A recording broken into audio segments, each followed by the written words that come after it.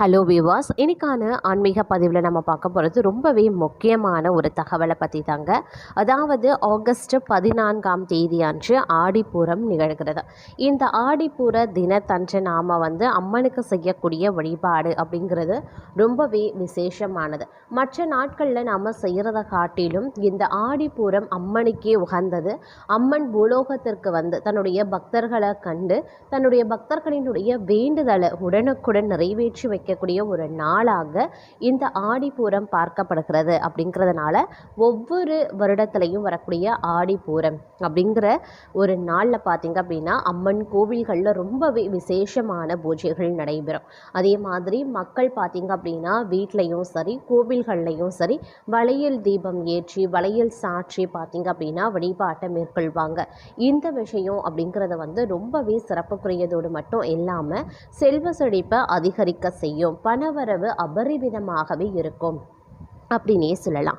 அந்த அளவுக்கு பார்த்திங்க அப்படின்னா ஒரு பயனுள்ள ஒரு பரிகாரத்தை பற்றியும் இன்றைக்கி நாம் அம்மனை எவ்வாறு வழிபடுவதன் மூலமாக நமக்கு பரிபூரண அருள் கிடைப்பதோடு பணவரவு விரிவிதமாக கிடைக்கும் அப்படிங்கிறத பற்றியும் தொடர்ந்து தெரிஞ்சுக்க போகிறோம். ஸோ இந்த பதிவு உங்களுக்கு மிக பயனுள்ள விகிதத்தில் இருக்கும். வீடியோவை ஸ்கிப் பண்ணாமல் கடைசி வரைக்கும் பாருங்கள்.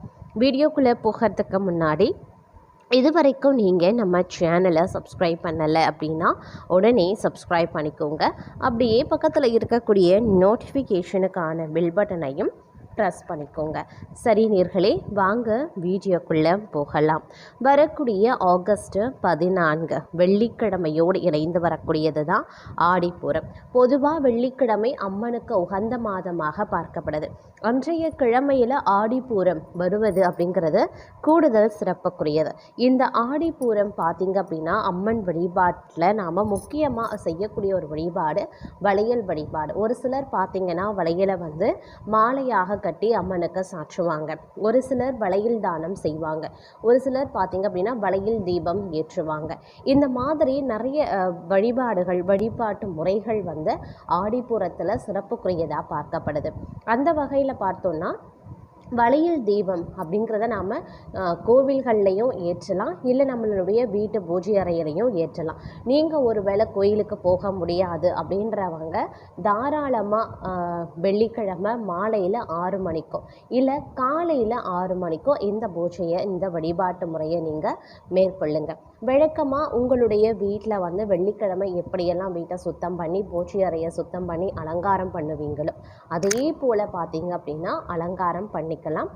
அதே மாதிரி வண்ண வண்ண மலர்கள் வாசனை நிறைந்த மலர்களால் அம்மன் படம் இருக்குது அப்படின்னாலும் சிலைகள் இருக்குது அப்படின்னாலும் அழகாக அலங்கரிச்சிடுங்க. முக்கியமான ஒரு விஷயம், சில பேர் வீட்டில் சிலைகள் இருந்தும் அபிஷேகம் பண்ண மாட்டாங்க.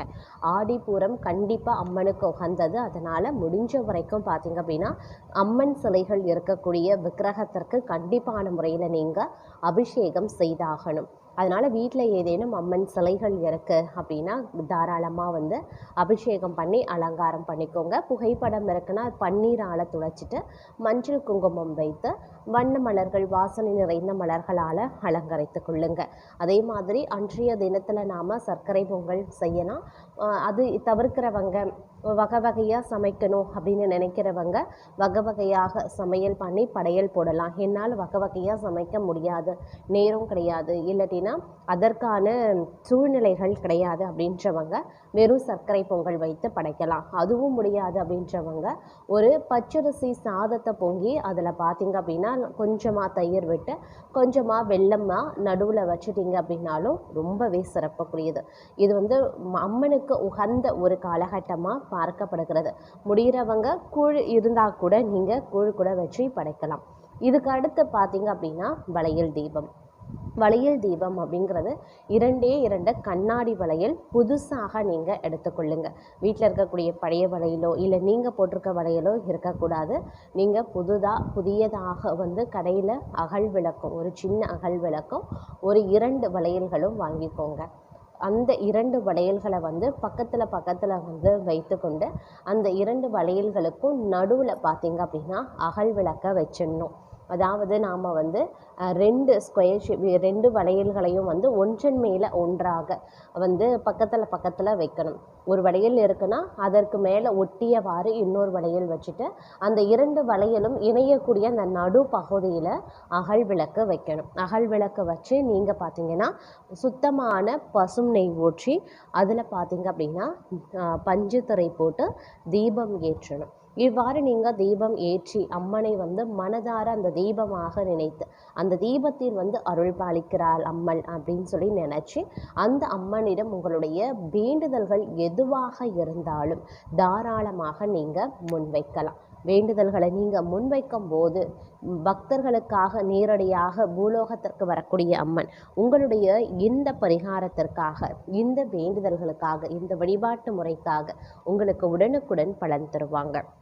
முடிஞ்சவங்க இந்த பரிகாரத்தை வந்து தாராளமாக செய்யுங்க. உங்களால் வந்து செய்ய முடியாது, காலையில் செய்ய முடியாது அப்படின்றவங்க மாலை நேரத்தில் 6 மணிக்கு மேலே 8 மணிக்குள்ளாக செய்யலாம்.